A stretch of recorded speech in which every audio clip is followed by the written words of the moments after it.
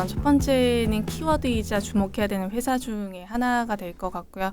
그리고 두 번째로는 이게 쿠팡은 온라인 기업입니다. 근데 아이러니하게 오프라인 기업도 같이 주목을 좀 해야 되는 그림이 내년이 될 것 같습니다.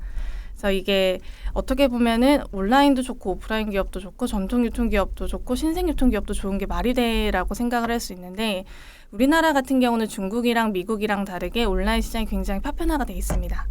그러니까 잘 아시는 것처럼 아마존이나 알리바바나 이런 애들은 중국이나 미국에서 점유율이 40%, 아마존 같은 이제 알리바바 같은 경우는 50%가 넘어가죠. 과점 플레이어인데 쿠팡이 내년에 갔을 때 점유율이 15%, 16%. 그럼에도 불구하고 이제 1위 플레이어가 되는 거기 때문에 우리나라 같은 경우는 그렇게 파편화가 되어 있고 오프라인 유통기업이 힘이 센 형태이기 때문에 온라인, 오프라인 내에서 이제 저희가 소위 얘기하는 MS 1위 기업은 서로의 영역을 이제 확보해 가면서 윈윈하는 기간이 생각보다 길 수 있습니다. 그게 내년도 그렇게 저희가 봐야 될 것 같고 그런 맥락에서 쿠팡도 저희가 주목을 해야 되는 거고 동시에 저희가 전통 유통기업이라고 얘기를 하는 이제 신세계 그룹, 이마트도 좀 같이 봐야 되는 그림이 되지 않을까 싶습니다. 쿠팡 자체가 어느 정도 플랫폼 기업으로 확장을 하고 있습니다. 왜냐하면은 단순하게 이제 쿠팡 부분들이 기존에 많은 투자를 해서 회원들을 확보했고 또 물류에 기반해서의 이제 빠른 배송을 기반으로 고객 경험을 강화시켜 나가면서 거기에 대한 고객에 대한 충성도를 기반으로 현재 이제 단순하게 저희가 알고 있는 형태의 이커머스 아니면 이제 소셜 커머스를 넘어서서 이제는 내년도에 뭐 마켓플레이스로 확장을 하고 할 예정이고 쿠팡 이츠 같은 배달 커머스까지 같이 이제 확장을 할 예정이고 더불어서 또 뭐 그 OTT 인수하면서 기반해서 라이브 커머스라든지 여러 가지 이제 미디어 커머스까지 확장하는 부분들 또 거기다가 제가 이제 연초에 봤던 부분들은 뭐냐면은 쿠팡이 자기네가 가지고 있는 DB를 기반으로 해서 여러 가지 이제 제조업체들과 제휴를 통해서 PB 브랜드, 그러니까 쿠팡 전용에 대한 브랜드를 계속적으로 런칭을 하고 있는 상황이거든요. 전방위적으로 이제 쿠팡이라는 부분들 자체가 단순하게 저희가 커머스 기업으로 볼 게 아니라 전체적으로 보게 되면은 플랫폼 기업으로 확장을 하려는 부분들이 이제 가시적으로 계속 보이고 있거든요. 그런 부분들. 예전에는 썰만 있었다가 이제는 쿠팡 자체가 올 초부터 되게 공격적으로 그런 새로운 비즈니스 모델들을 런칭을 하고 있으면서 내년도에는 그런 부분 좀 더 가속화하고 되게 이제 가시성 있게끔에 보여지지 않을까. 그러면서 이제 쿠팡 자체도 더 이상의 이커머스 기업이 아니라 전체적으로 네이버나 카카오 경쟁할 수 있는 플랫폼 기업으로 좀 더 확장되지 않을까. 저는 그렇게 생각이 듭니다. 네, 말씀하신 것처럼 내년에 이제 유통을 봤을 때는 쿠팡을 주목할 수밖에 없습니다. 그게 첫 번째 이유는 쿠팡에 대해서 의구심이 되게 많았죠. 저 회사는 언제 도대체 돈을 버느냐. 근데 이제 내년에 이제 정말 적자가 크게 감소하는 해가 내년이 될 것 같고요.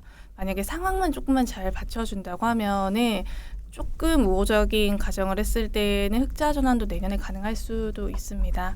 그게 우선 첫 번째 이제 쿠팡을 조금 주목을 해야 되는 부분인 거고 이제 말씀하신 것처럼 기존에는 이제 직매입을 하는 유통사, 온라인 유통사에서 이제 플랫폼 비즈니스를 계속 강화를 합니다. 그래서 초반에 말씀드렸던 택배 라이센스를 가져가게 되면은 쿠팡은 본격적인 풀필먼트 서비스를 할 거고요. 그러면 우리나라에서는 오픈마켓 플랫폼 영위하는 기업 중에서는 정말 유일하게 차별화가 되는 플랫폼 회사가 됩니다. 기존에 이제 차별화를 했던 회사가 다른 차별화 경쟁력을 가진다는 거는 이제 성장이 업사이드가 크게 열린다는 그림이 되거든요. 그렇게 봤을 때 손익개선이 일어나는 해, 그리고 시장 내에서 MS가 높아지는 해, 그리고 세 번째로 이제 아까 말씀하신 것처럼 기존에 가지고 있던 고객들의 추가적인 이제 서비스를 일으킬 수 있는 그런 서비스도 계속 확장할 가능성이 있기 때문에 내년에는 저도 이제 동의하는 부분이 쿠팡을 조금 주목을 해야 될 것 같습니다. 온라인에서 MS가 얼마냐, 오프라인에서 MS가 얼마냐가 아니라 리테일에서 MS가 얼마냐를 따지는 순간이 올 텐데 그러려면은 온라인 기업 같은 경우는 오프라인 인프라가 반드시 필요하고요. 반대로 오프라인 기업 같은 경우는 온라인 플랫폼이 필요합니다. 그러니까 이제 신세계나 롯데 같은 경우는 온라인 플랫폼에 투자가 들어간 거고 이제 반면에 이제 우리나라에서는 온라인 기업이 오프라인 인프라를 인수한 케이스가 아직은 없습니다. 뭐 이제 배달의 민족이 이제 비마트 때문에 이제 거점을 확보를 한 게 있기는 하지만 아마존이나 알리바바가 이제 했던 것처럼 홀푸드를 인수를 한다든지 헛마산시형을 인수하든지 그런 움직임은 없었거든요. 근데 우리나라도 제 생각에는 온라인 시장이 재편되고 나서는 플레이어들이 오프라인 인프라를 확보해야 되는 니즈 그리고 그런 동기 요인이 발생하지 않을까. 그러면은 뭐 길게 뭐 짧게 한 4, 5년 안에는 충분히 가능한 스토리 같습니다. 저도 이제 결론부터 얘기한다 그러면은 현재 상황으로는 아니겠지만은 충분히 이 온라인 기업들 부분들이 오프라인 기반으로 점진적인 형태의 어떤 그런 역량 또 매장 또 다양한 어떤 거점 부분들을 확보하지 않을까. 근데 그거에 대한 점진적이라는 부분들 첫 번째 결과적으로 이제 물류 부분이거든요. 결국 어떻게 이제 물류라는 부분들을 해결을 할 것인가.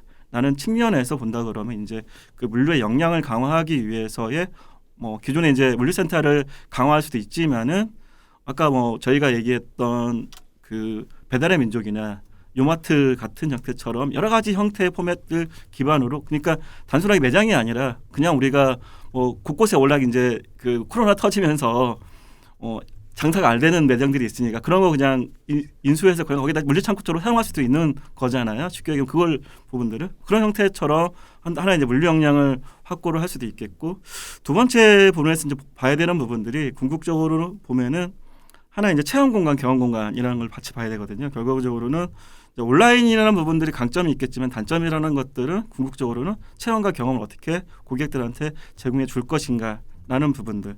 그 체험과 경험 공간을 제공해 주기 위해서의 전체적으로 또 그런 기반들을 어찌 보면 이제 그거를 직접 할 것이냐 아니면은 최근에 보면은 제휴를 통해서 할 것이냐라는 부분들. 근데 워낙 이제 다른 영역들 자체도 오프라인의 거점 부분들 자체에 대해서의 어떤 트래픽이라든지 또 고객의 유인이라든지 또 브랜드 인지도를 그걸 하다 보니까 되게 그 공간들이 많이 남아요. 그런 것들을 최근에 보면은 다양한 어떤 브랜드하고 콜라보레이션해서 새롭게 포맷으로 강화하는 부분들이 있는데 그런 적인 측면에서 이제는 점진적인 어떤 이제 오프라인의 확장. 근데 그거 확장 부분들은 세일즈적인 측면보다는 약간은 저희는 체험과 경험적인 부분으로 두 번째 단계를 가지 않을까 생각이 들고 이제 마지막 부분에서는 결국은 저기죠. 쉽게 얘기하면은 이제 테스트 거점. 저희가 이제 테스트를 할 수 있는 그러니까 그 공간 자체가 세일즈하는 것들이 아니라 궁극적으로는 어떤 상품을 출시하고 아니면 고객의 반응을 보기 위한 하나의 테스트를 할 수 있는 저희가 R&D 센터 같은 형태로 되지 않을까. 그러면서 거기서 자연스럽게 이제까지 구매까지 연결시키를 통해서 확장하는 모델들을 점진적으로 이 온라인 기반의 그 회사들이 좀 점진적인 근데 그거 보면 단기간에 이루어지진 않을 것 같고요. 전체적으로 봐서 점진적인 측면에서의 어떤 단계별 모델들을 좀 밟아 나가지 않을까 생각이 듭니다.